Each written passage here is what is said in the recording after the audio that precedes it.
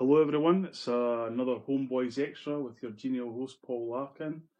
Now, those of you who know me will know that 2 years ago I helped make a film called The Asterisk Years, which was based on a book that I'd written, and that I'm currently helping make a film called Anyone But Celtic, which is also based on a book that I've written.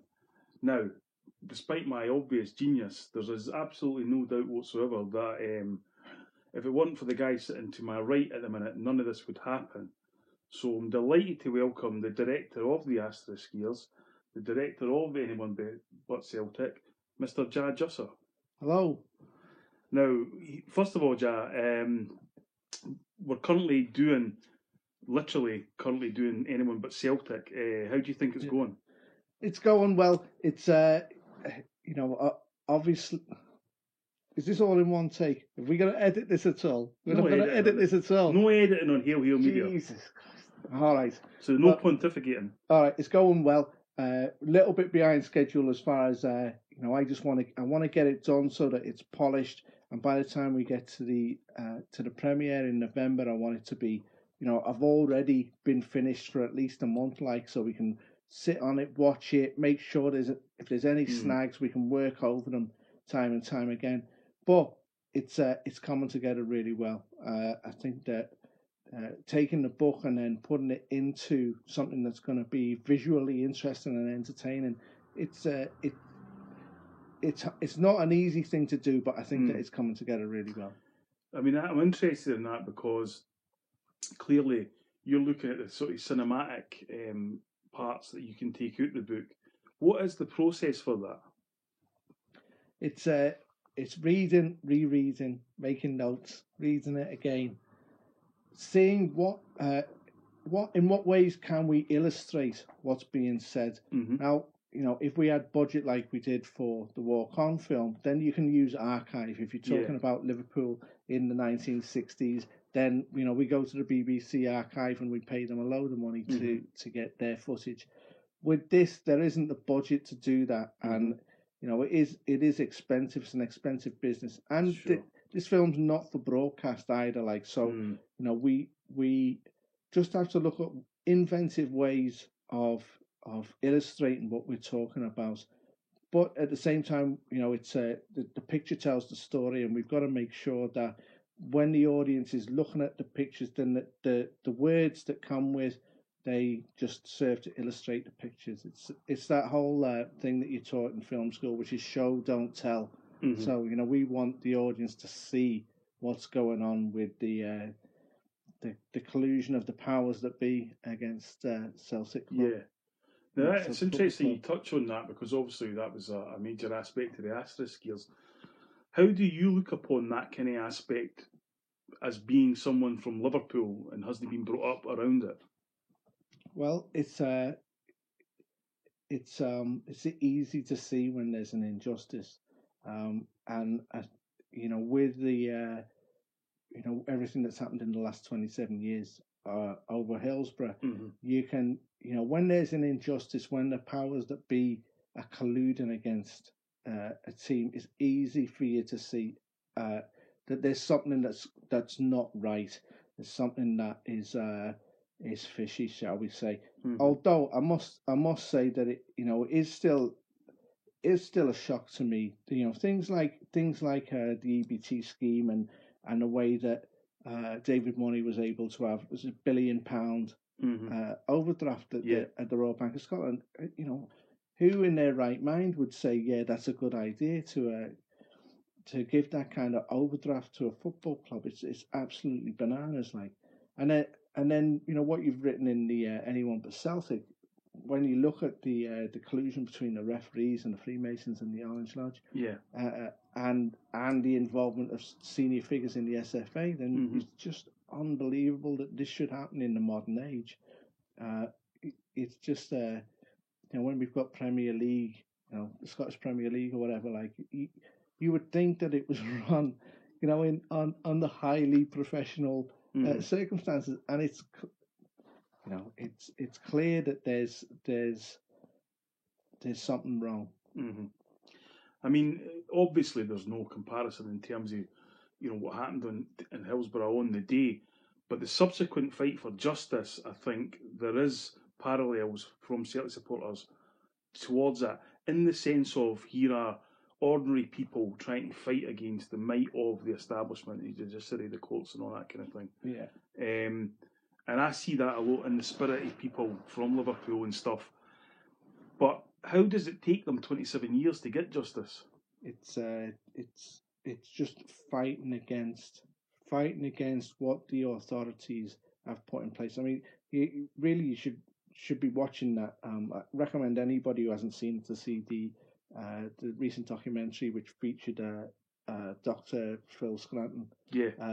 It's that says it all. Like but when you've got the establishment closing ranks and saying no 315 and that's it, and then Jack Straw saying, well, there's no grounds for a further inquest, and it's just it's testament to the families and to the Hillsborough Justice Campaign that they saw it through, because a lot of people would have just give up. A lot of and it's to have that collective strength is, it's a great testament to them, and it's a great testament to the city that I live in as well. Like and I think that there is qualities there that are similar to the Celtic Football Club in Glasgow. It's there is that same working class ethic, and that knowledge that when something's wrong, something needs doing about it. And if we all come together and we can make a change. Yeah, I mean, I was at the game on the 30th of April 1989 when Liverpool played their first game after Hillsborough. I was also there and was privileged and honoured to help carry the banner with the Hillsborough families a couple of weeks ago at Celtic Park, and the overwhelming message I took for that, and it's kind of just what you said there, is you've just got to keep fighting. Yeah. But to envelope into that kind of stuff, you also created the documentary, The Story You Never Walk Alone, which clearly Hillsborough was a kind of secure rights with that as well. Yeah. How did that come about? How did you get the idea? We got we work with a lot with a local writer called Dave Cottrell, who he wrote and co-directed Cunard Yanks, film that we were involved in the post-production of. And Ian, who I work with, he co-directed it as well. Sure. And that film is it's a good film. It's about how workers on the Cunard line bought the all the culture that the Beatles then grew up on. All the rock and roll records came from the waiters and the staff on the Cunard ships. So anyway, Dave comes up with he comes up with some good ideas. Like he's a good fella. Like, so we said, why don't we let's look into You'll Never Walk Alone. What is it about the song? Why is it been taken on by Liverpool and Celtic and also Dortmund and PSV and a Japanese club who sing it? What is it about that song? And when you talk to people in the boozer about it, they think, oh, it's a Jerry and the Pacemakers song, like, and you go, no, it's Rodgers and Hammerstein, and then when you look into, it's just an really interesting story about how something simple that was written for a Broadway musical, it became something that meant so much, especially in that, I think that time after Hillsborough, it really helped people come together, and it was, I think most of the funerals it was the go-to song. Like, there's something about the words in the song and the way that it builds that gives you hope, and it's an amazing thing when you can almost lose yourself in the song sometimes, like, and let yourself get carried away by a wave of emotion, and whether or not you just invest in that emotion in your team, or whether you're investing it in I can't help but think back of other times that I've sung the song, like it's it can become quite emotional, like, you know, and Yeah. it spurs the team on, it spurs the fans on. Hmm. It's it's a It's interesting. I mean, the documentary obviously covered a lot of the football aspect, but I thought what he did really well was covered the actual song and had musicians like Pete Wiley, for example, who was fortunate enough to meet and have a pint with last night. And when he talked about it, it made me think a lot more about the song in terms of the rhythm there, and the tone of it, and the way it does it kind of, it almost smothers you with emotion. It pulls yeah. you in. I really like that bit in the film. Like, Yeah, he talks about it really well because yeah, you know, when it is a you know, it's a minor, a key. It goes from minor to major keys, like, you mm, know, at the without you even noticing. He says mm, in the documentary, like, you know, and you got to be careful when you start singing it, haven't you? Like, you know, yeah, I think that the you Celtic fans, I think you sing it. It's like we kind of start it quite a bit lower, uh huh, you know. So the first part of it is kind of like, you know, it's almost from your hmm, chest, and you're just going for it, yeah, right from yeah, the start, which is brilliant. Like, you know, it's yeah. just you know, there's something magical about it for sure. I can't get up that high, like, you know. I have to start low and build up to it, like. Yeah, I mean, it's certainly the song's been a huge part of my life, huge part of Celtic games and inspirational moments are linked to it, and you know, you can think of one of the ones which was again was just after the Madrid bombing, the trains back in 2004. We played Barcelona at Celtic Park the next game day, and they played it after a minute's silence for the victims, and they actually turned it off after about a minute because the crowd was so good. It was like a choir.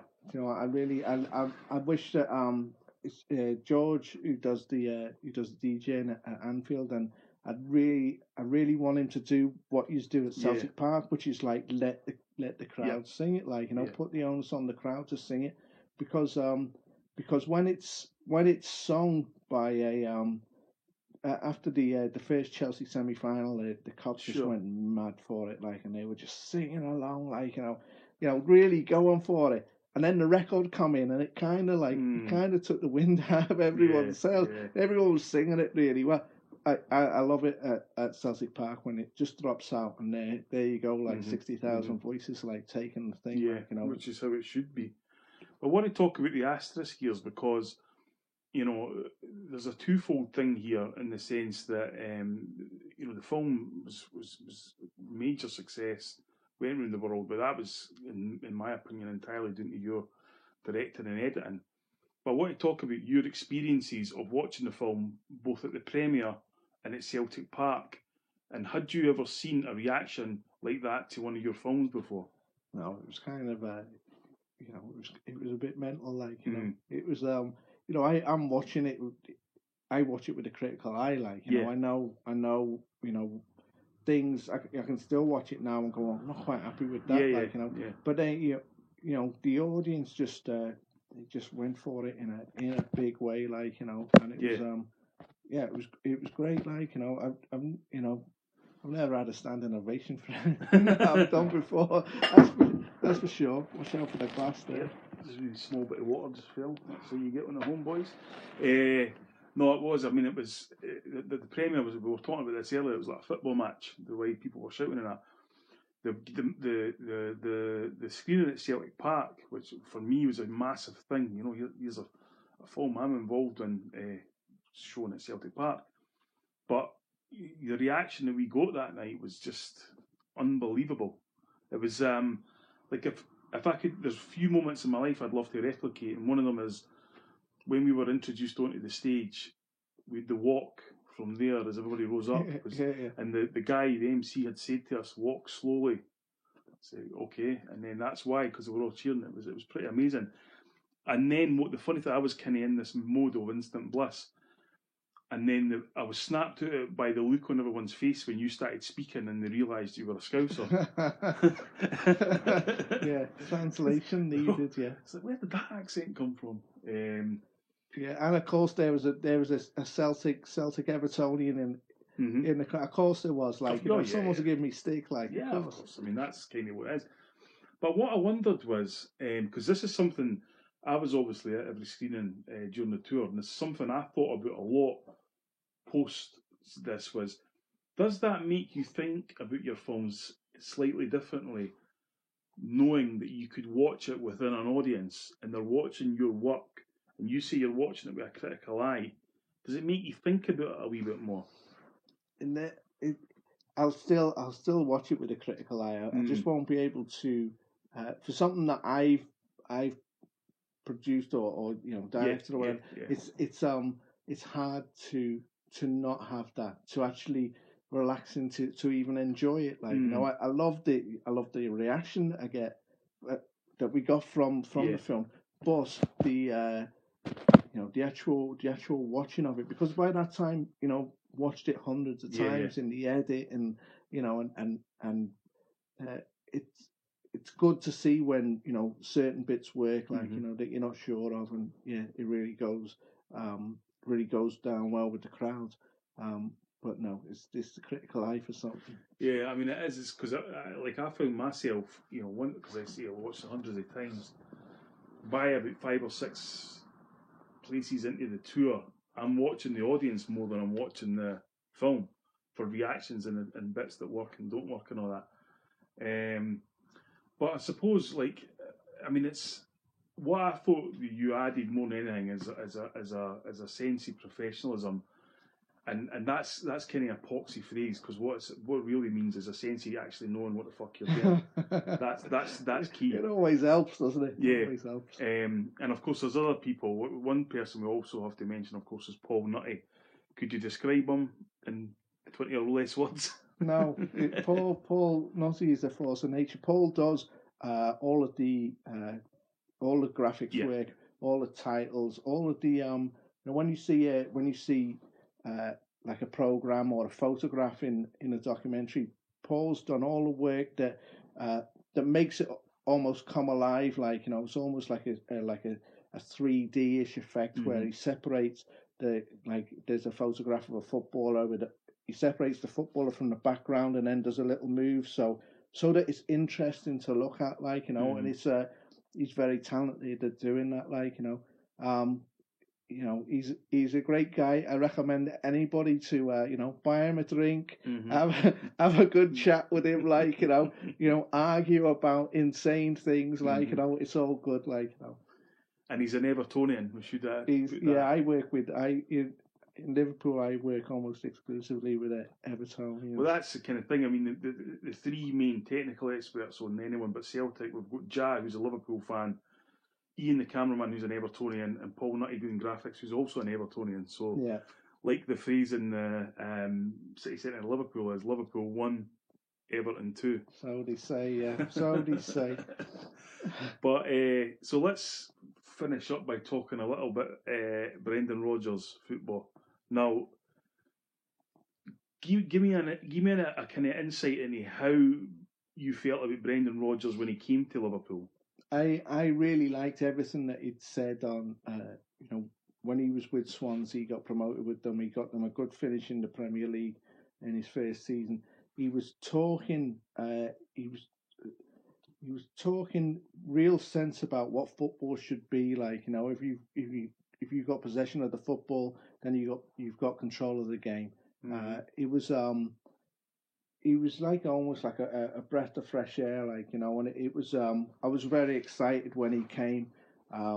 We'd had a disastrous time under Roy Hodgson, but more disastrous because of the Americans that we had in charge. Then Kenny he stabilised the ship, but the new Americans, they didn't want to stick with Kenny. They brought in Brendan, and he worked well the first season. Sound the second season when Suarez was on fire, we got the second place. It was exciting. It was exciting. There were certain things about Brendan that I didn't personally and it was things like the Being Liverpool TV series. I thought it was unfair for a new manager to come in and to be to have that forced upon him. Like, you're going to be talking the first time people are going to know your philosophy of what's going to happen with Liverpool Football Club is, through this American produced documentary. Like, I thought it was unfair of him, but he didn't come across well. For me, like, all this John Joe, you got goals in you, and the phrases that I've had those three, all those Evertonians I work with, like, throw at me, like, and then there was certain things that he that I would have preferred him just to not be so open with the press, to not be like he had been at Swansea. It's a different thing when you're at a top club like Celtic or Liverpool.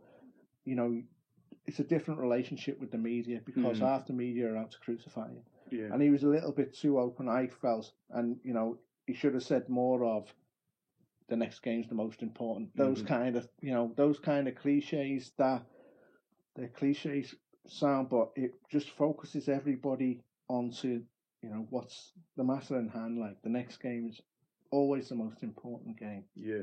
So it was kind of like a roller coaster, like, and the last season was a bit downhill, like, it was and a lot of that was to calm down after the second place, and a lot of it was, the end of Steven Gerrard's time at Liverpool, which I think could have been handled better. Yeah. And there was some dodgy buys, like, and whether or not, this will we ever find out the truth of the transfer committee or Brendan's buys? I don't know. It'd be interesting to see if he comes in for Barini from Sunderland or we Joe Allen. Like, it'd be it'd be interesting to see who he takes now. Like, now he's at Celtic. I mean, we actually had our first meeting about the Asterisk years in the February of that season, and I said to you that I thought you were going to win the league, and you said no. We'll not win the league. Did your mind change at any point in that towards that running that you thought, yeah, we will win the league? After the City game, I was wildly optimistic. It's hard not to be when you're beating City with all of their millions of pounds, like, But it was the I thought, as a season, if people had said you're going to finish second, you'd have probably gone, yeah, fine. But it was the way in which we lost it against Chelsea when I thought that we were playing the wrong tactics. And Mourinho is a canny manager, and he knew that, with all this possession, all they needed was one break. And it was sad on Steven Gerrard that it happened from his slip, and nobody blames him at all. Like, it was just one of them things, like, But it was those tactics weren't needed in that match. We didn't need to win, and I thought, there's sometimes where you can't be as tied into these ideals of possession football, and sometimes you have to just go, let's grind out a draw, or let's just grind it out and we'll have a break, Yeah. It's going to be interesting what he does at Celtic, because it's interesting times there with the return of the the arrival of Sevco. Yeah. That's critical language. First time in the big time, yeah. And finally, just I want to talk about Liverpool as a city. I've been doing here a lot recently, obviously working and stuff. To me, it's culturally vibrant. The people are certainly no backwards at coming forwards. But there's so much life in the place that I can see. What is it about this city? Is it just the Beatles? Is it just the football? Is it? It's not. It's definitely not just the Beatles. I mean, you've got we met with people last night, like, and that whole generation from Erics, that was don't listen to the Beatles, because the only way of forging a new musical identity is to go against what's come before. It's the only way to do it, like, So apparently that's what that was what they did. Like, they turned their back on the Beatles. The Beatles are, of course, they're it's a fantastic musical force, but there's something else. There's something. It's the crack. It's having a laugh. It's making the most out of life. It's having the river there, being able to we're westward facing, and we look out to sea, we look out to the, all the opportunities that are out there. I mean, the banter is incredible. Every time I come down here, the pub that we go to, the guy who owns it, Dom, normally I have to put up with about half an hour of anti-Scottish banter before he's like, all right, mate, which is brilliant. Like, they don't get away from it, but... So, the Fly on the Loaf, highly recommended as a boozer, also known as Kirkland's, But there's a sense, I think there's a definite Irish spirit in there as well, that even in adversity, people's moods are still quite high and they're still kind of... It's a melting pot, isn't it? And because it was also known as the capital of North Wales, so you had all the North Walians, you had the Irish come in, you had the English that was here already, and and lots of Scots as well, Liverpool's first team was 10 Scots. Yeah. One English. And you had a Scottish manager at one time in the 60s and 70s. I can't remember his name, but he made a little impression on he certainly did. So that was a wee Homeboys extra for you. I'd like to thank Jack for his time. He's such a busy man. It was, I had to have my people talk to his people to get them to sit down 30 minutes. Always a pleasure. But it's always a pleasure, and we'll update you again soon.